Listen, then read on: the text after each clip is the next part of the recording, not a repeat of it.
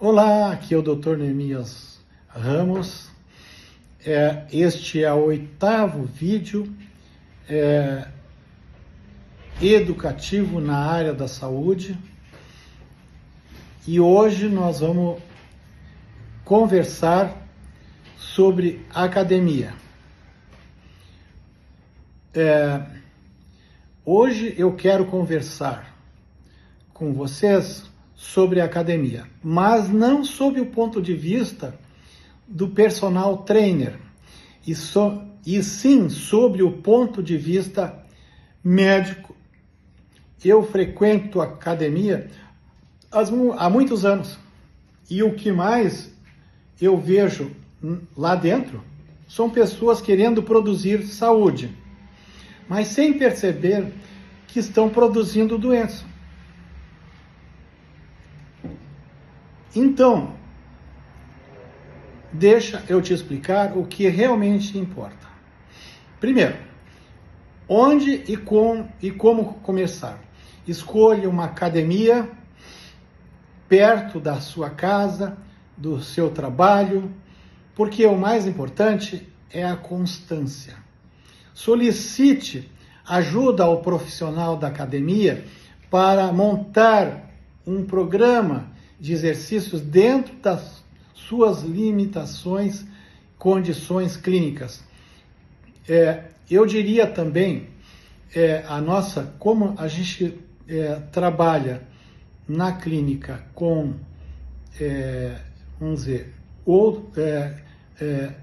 vários profissionais, e nós temos uma profissional que é da área do movimento, tá? Que é a Fran. Ela é personal trainer, educadora física, e ela tem formação em condições que reduzem muito a autonomia das pessoas. É o nosso panorama dos pacientes, tá? Então, assim, a gente recomenda que vocês comecem primeiramente fazendo uma avaliação com ela, porque ela vai avaliar individualmente durante 1 hora e vai verificar como é que está o comportamento locomotor de vocês, tá? Fraquezas, limitações articulares, dificuldades para fazer os movimentos, enfim, ela vai orientar para que vocês depois façam a academia orientada, mais otimizada. Não, porque lá na academia vocês vão receber uma orientação de exercícios, mas vocês vão acabar fazendo o exercício sozinhos, sem uma personal trainer tá observando como vocês fazem o movimento. Qual é a limitação? Se dá para usar aquele peso, ou aquele peso é demais, ou pode aumentar a carga. Então, assim, não tem ninguém olhando vocês ficam soltos na vida que nem criança sem mãe, sem pai, tá? E isso geralmente não dá certo, tá?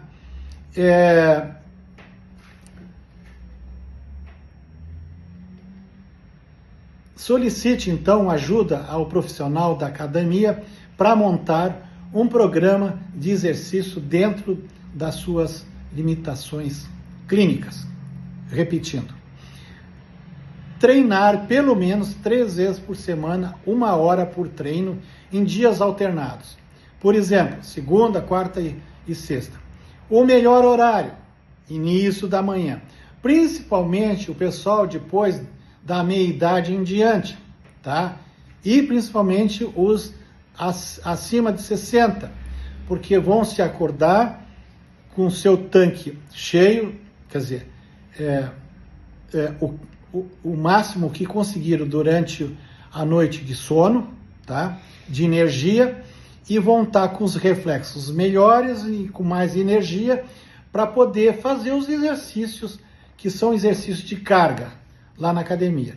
Se fizer isso à tarde, vão estar mais fracos, vão estar mais desgastados, né? A não ser que seja uma pessoa mais jovem e tem o risco de ainda se lesar dentro da academia. Então, no início da manhã ou na manhã é mais seguro fazer o exercício. Mas o essencial é: o exercício não pode provocar dor nem desconforto. Nem durante, nem depois, nem no dia seguinte. Não pode doer. Se doer, reduz a carga. Diminua as repetições. E se mesmo assim continuar doendo, para aquele exercício, muda para outro. Segundo, o erro mais comum: nunca se fortalece um músculo à custa da destruição de outro. Nunca se constrói força sacrificando uma articulação. Por exemplo, não faz sentido fortalecer o quadríceps, o músculo da coxa, destruindo o joelho. Aquela cadeira extensora, por exemplo, é a campeã em causar lesão em quem tem artrose ou condromalácia do joelho. Ali, tu vai trabalhar só o quadríceps.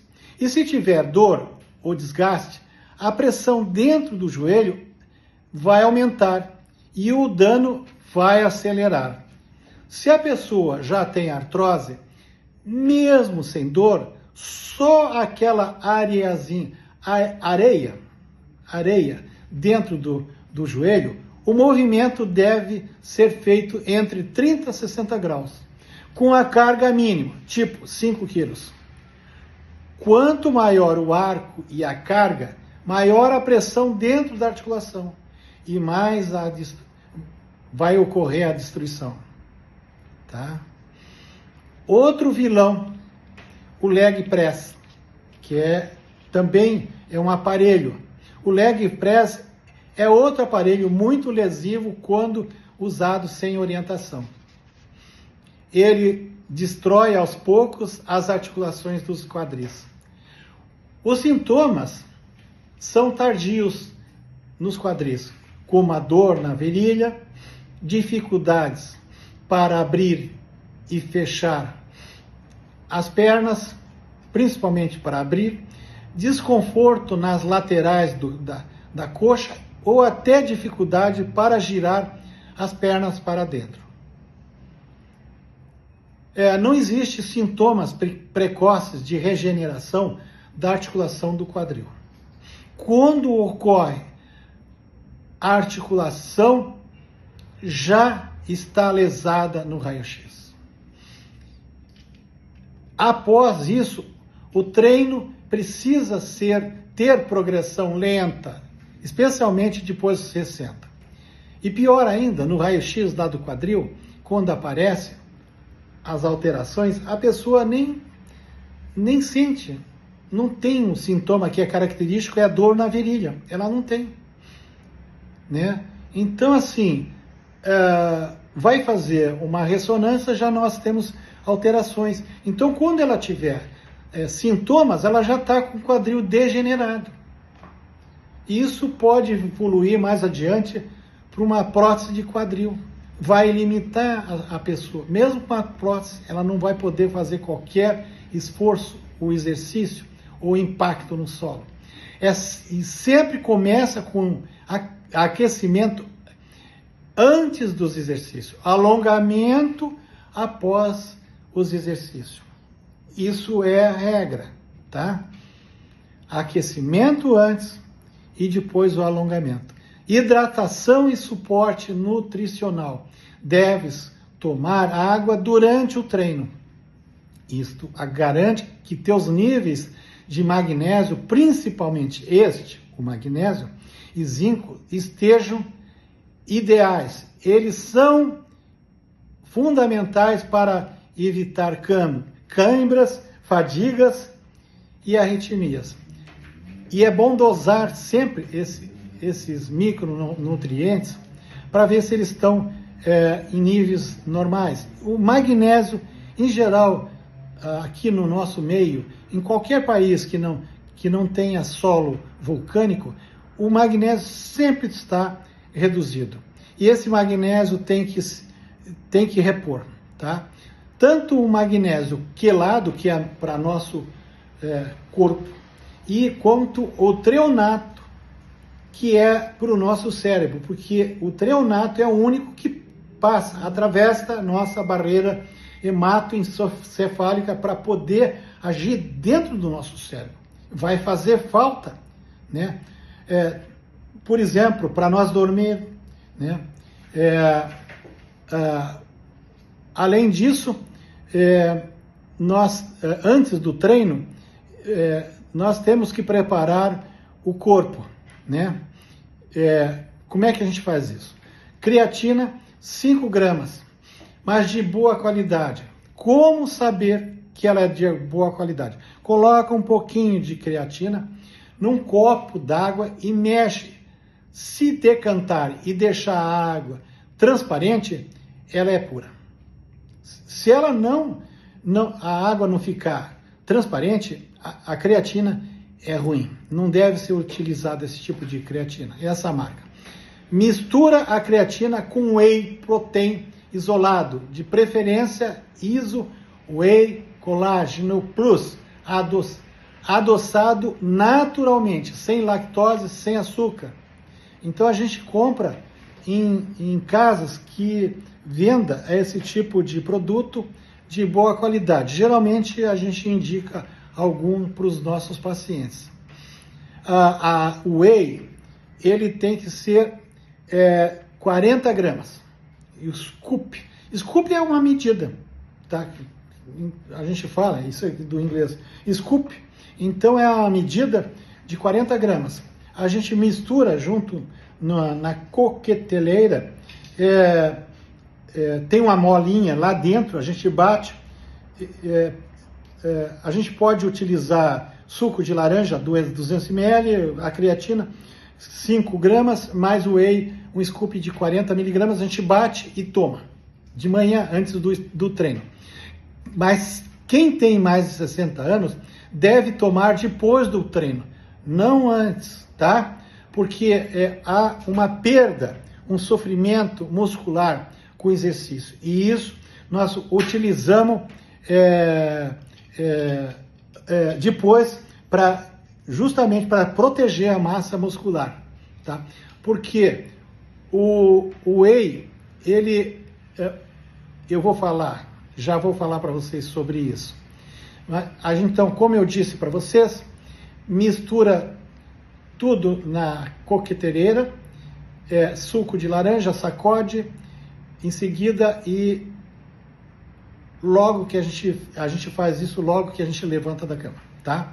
E o ovo é a proteína que tem maior biodisponibilidade para o ser humano. 4 ovos corresponde a um bife de 100 gramas. E de preferência ovo caipira, se conseguires. Cozido. E é uma excelente fonte de proteína. Tem cerca de 6 gramas, né, cada ovo, e leva 3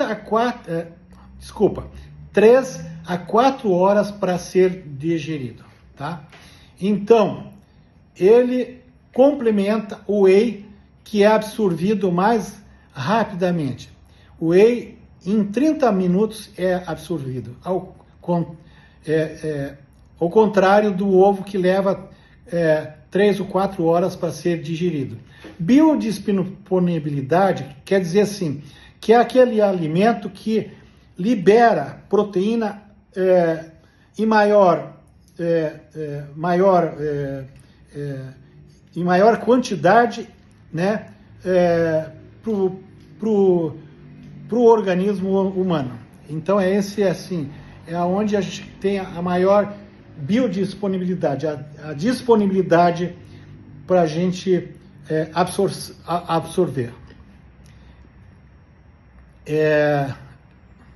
Então essa combinação é simples, natural e muito eficiente, tá? Cuidados práticos. Na academia, usar roupas adequadas, tênis firme, calção ou calça esportiva, camiseta respirável. As academias nem aceitam que tu vá com sapato comum, com bermuda, calça de brim, porque a gente pode se lesar com esse tipo de vestimenta. Evita roupas soltas que possa prender em aparelhos, elas têm que ser coladas no corpo, né? Leva a tua garrafa térmica com água e uma toalha pequena. Aliás, as academias exigem isso aí. Esses detalhes evitam acidentes e demonstram que temos respeito pelo nosso corpo e pelo ambiente, tá? Conclusão. A academia não é um campo de batalha para mostrar força. É o espaço para manter a saúde vascular, articular e mental, né? Não é um lugar para nossa vaidade, para mostrar, não. Treinar com dor não é sinal de esforço, é sinal de erro, tá? E o corpo cobra a conta, mais cedo ou mais tarde. Se o treino é bem conduzido, ele traz equilíbrio, energia e longevidade. Mas se é feito de forma errada, vira uma fábrica silenciosa de lesões. Por isso, sempre lembrar, quem precisa sair da academia melhor do que entrou é o nosso corpo. Não é a nossa vaidade, nossa mente, tá?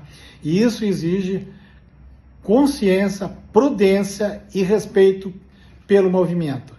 E eu diria assim, respeito pelas nossas células, né? Não é o nosso pensamento, né? A nossa vaidade que vai ditar, não, ela vai sofrer se a gente fizer as coisas erradas. Forte não é aquele que levanta mais peso.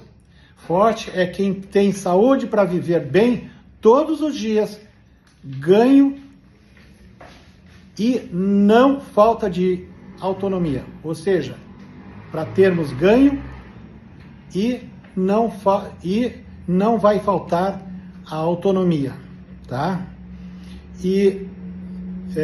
Então esse é o vídeo do dia 6/12/25. Eu quero agradecer a atenção. Obrigado.